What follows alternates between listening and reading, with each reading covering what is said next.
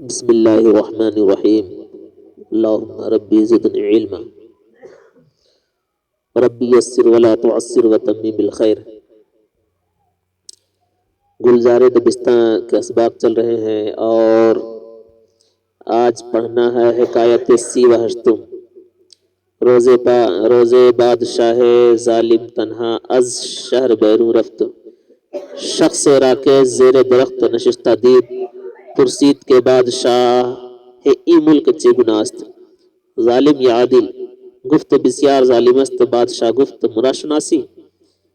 اعتماد را نشایت لشکری آشفتہ برخاست، بحضور بادشاہ رفت، بکمال تہور و شجاعت فرمانے کے از مہر بادشاہی رونق گرفتہ بود، پیش نظر بگماشت و مانند زمزمہ سرایاں با آواز سے نرم سرائدن گرفت و سر را خود بخود جنبانیدن، تو چشم شاہ بر آن لشکری افتاد، پرسید کہ چه می کنی و چه می خواهی؟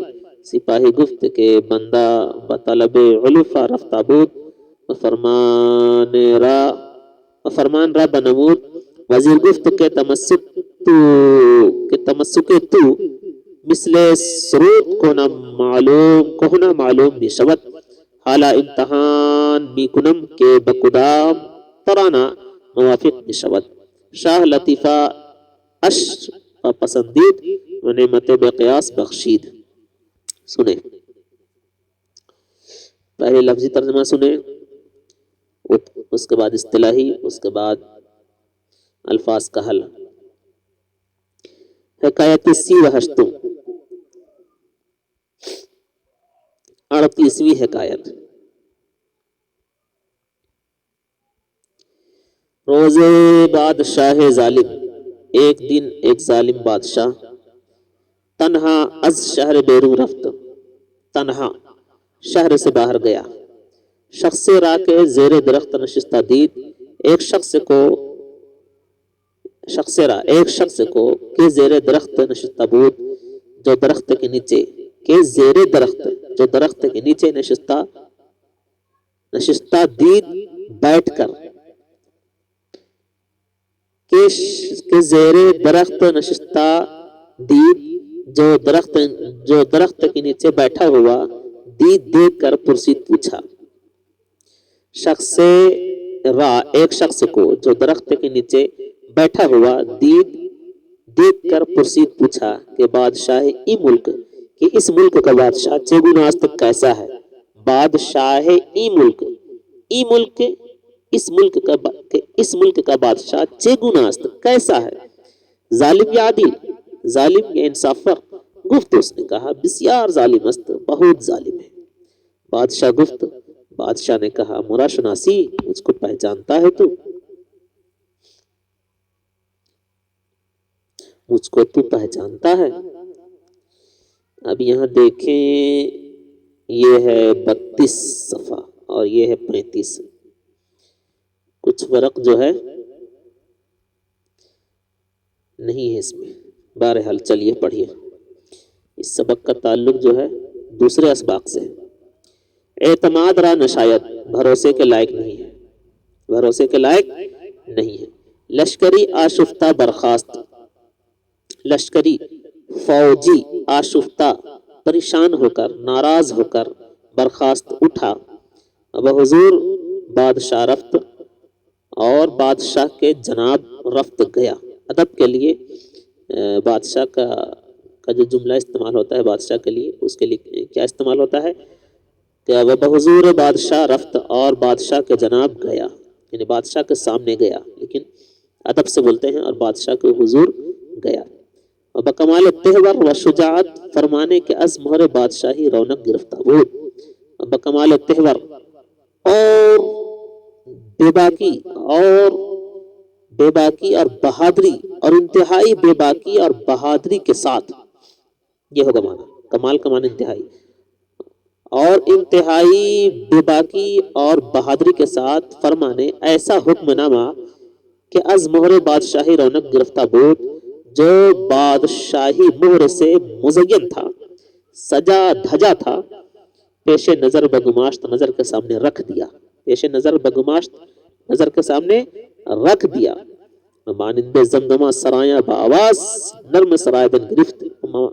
مانند زمزمہ سرایاں، زمزمہ سرایاں اور گانے والوں کی طرح اور گویے کی طرح. مانند زمزمہ سرایاں اور گویے کی طرح بآواز نرم، نرم آواز سے سرائدن گرفت گانے لگا، گانے لگا.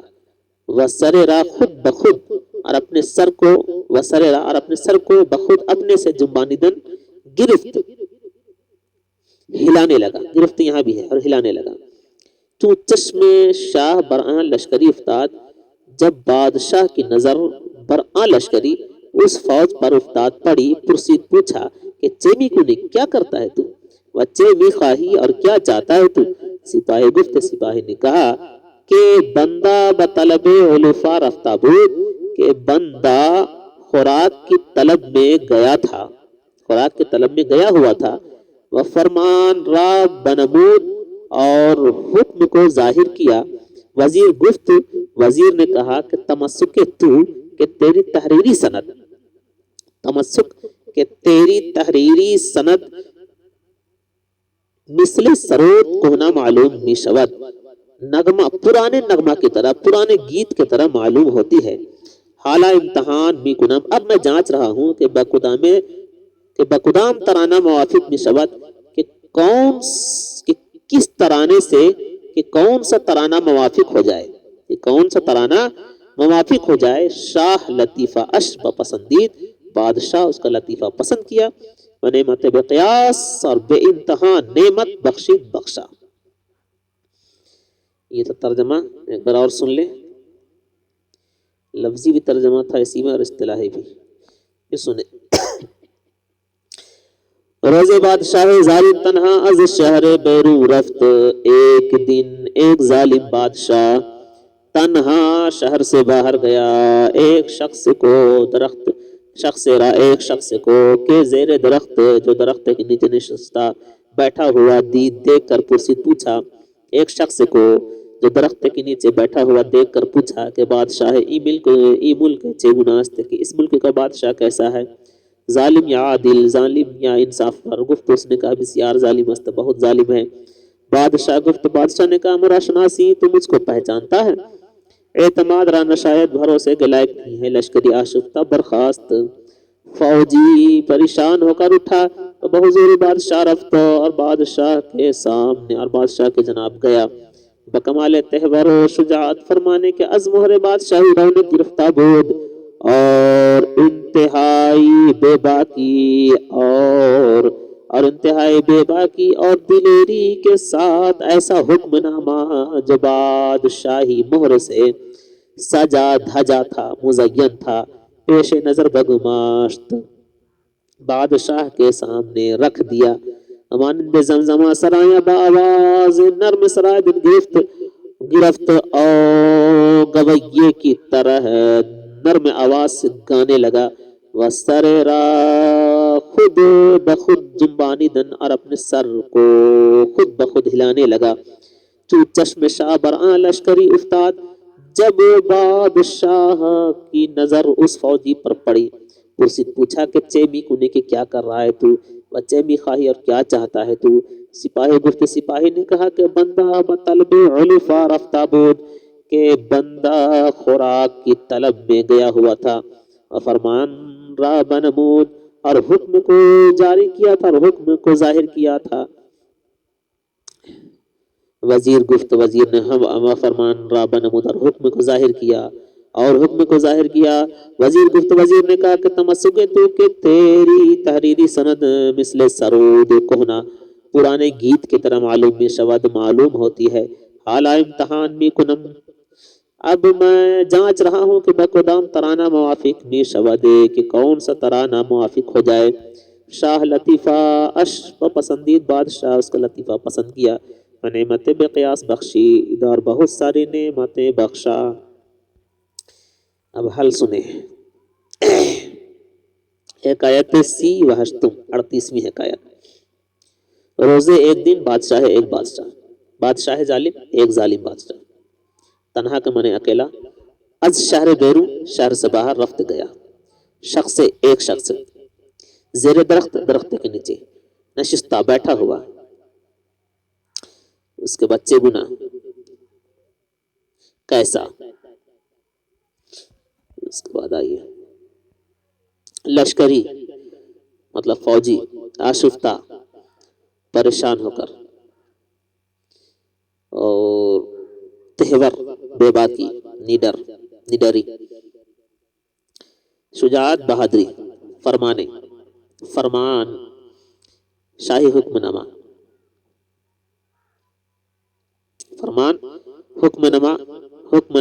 شاہی حکم. رونق گرفتہ بود مزین تھا یعنی سجا دھجا تھا پیش نظر کے سامنے. زمزمہ سرایاں نغمہ گانے والے یعنی گویے.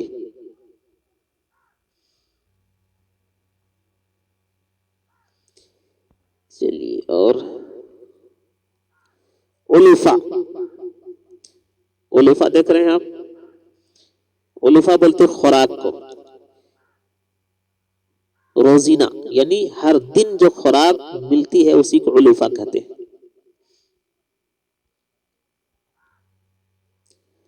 اس کے بعد تمسک کا معنی دستاویز یعنی تحریری سند. سرود کا معنی ہوا نغمہ گیت. سرود کوہنا پرانا نغمہ پرانا گانا. چلیے